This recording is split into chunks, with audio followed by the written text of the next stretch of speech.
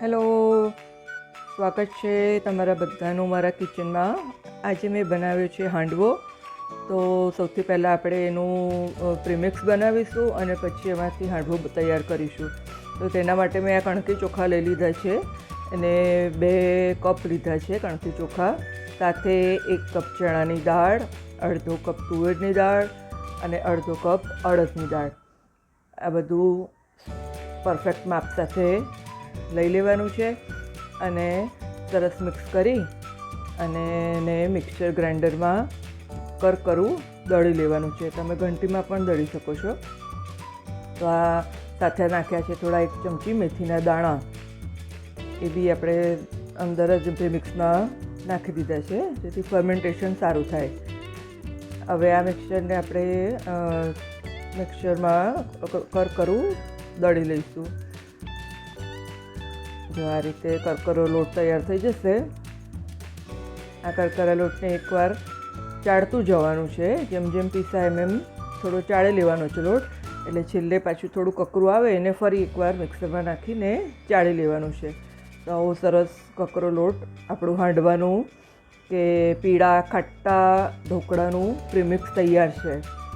હવે આમાંથી મેં 1 કપ લોટ લઈ લીધો છે. એની સામે અડધો કપ ખાટું દહીં અને અડધો કપ પાણી નાખીને સરસ એને આપણે પલાળવાનો છે લોટ.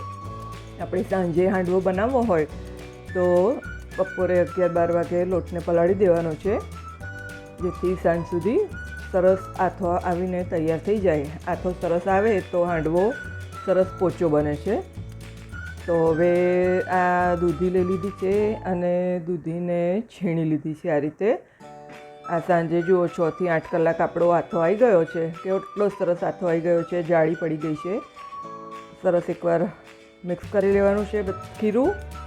હવે એમાં નાખવાની છે આપણે છોણેલી દૂધી, જે આપણે છીણી લીધી છે. જેટલી દૂધી વધારે નાખીશું એટલો સ્વાદ તો સરસ આવશે જ, પણ હાંડવાનું ટેક્સચર પણ સરસ આવશે અને પોચો બનશે હાંડવો.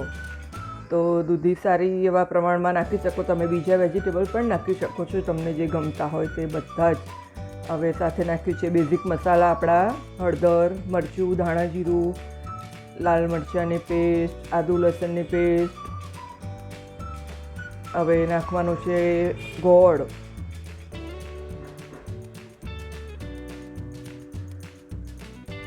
સાથે મીઠું. આ થોડો અડધી ચમચી અજમો લઈ લીધો છે, હાથેથી મસળીને આમાં જ ખીરામાં એડ કરી દેવાનો છે. બહુ સરસ લાગે છે. હવે આ ખીરાને સરસ મિક્સ કરીને સાઈડ પર રાખી દીધું છે. હવે આપણે હાંડવો બનાવીએ તો હાંડવા કુકર સાથે આ સ્ટેન્ડ આવતું હોય છે. તો એમાં રેતી ભરીને થોડીક પાણી છાંટી દીધું છે એના પર. આ આપણું હાંડવા કુકર છે.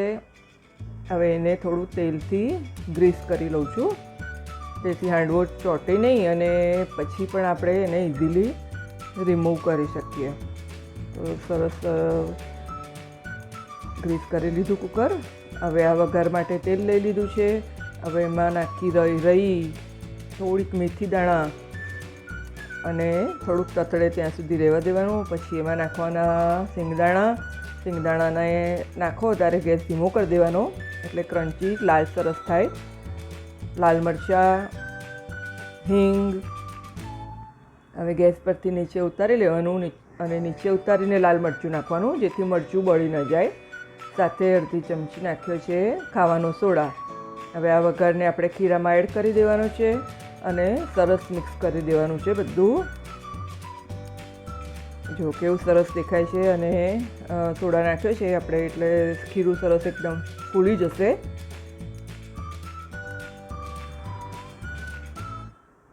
ત્યાર પછી આપણે આપણા હાંડવાના ગ્રીસ કરેલા કુકરમાં આ ખીરુંનું એડ કરી દેવાનું છે.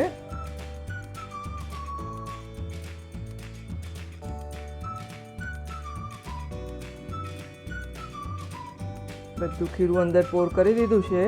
હવે આપણે ઉપરથી એને સફેદ તલ, જેને જે રીતે પસંદ હોય ઓછા વધારે એ રીતે ઉપરથી તલ નાખી દીધા છે મેં.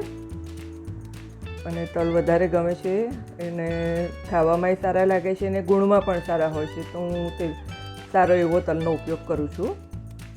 હવે આ હાંડવાના કુકરને આપણે 1.5 કલાક જેવું થવા દેવું પડશે. અડધો કલાક ફૂલ ગેસ પર થવા દેવાનું અને બીજી 15 મિનિટ એકદમ ધીમી ગેસ આંચ કરી દેવાની. જુઓ ત્યાર પછી આ આપણો હાંડવો એકદમ સરસ રેડી છે. આ રીતે ચપ્પુ નાખીને ચેક કરી લેવાનું. જો કશું ચોંટતું નથી તો આપણો હાંડવો રેડી છે. તો તૈયાર છે આપણો ગુજરાતી હાંડવો, જે દરેક ગુજરાતી ઘરમાં બનતો જ હશે અને સૌને પસંદ આવતો હશે. પણ ઘણાની કમ્પ્લેન હોય છે કે હાંડવો કડક બને છે અને ડચુરો ભરાય એવો બને છે. તો તમે આ રીતે ચોક્કસ બનાવજો અને તમને આ રેસીપી કેવી લાગી ચોક્કસથી જણાવજો. આવી નવી રેસીપી જોવા માટે મારી ચેનલને સબસ્ક્રાઈબ કરી દેજો, તમારા મિત્રોમાં શેર કરજો. તો મળીશું નેક્સ્ટ રેસીપી સાથે. જો આ હાંડવો કેટલો સરસ પોચો એકદમ સ્પોન્જી થયો છે, દેખાય જ છે. એન્જોય. Thank you.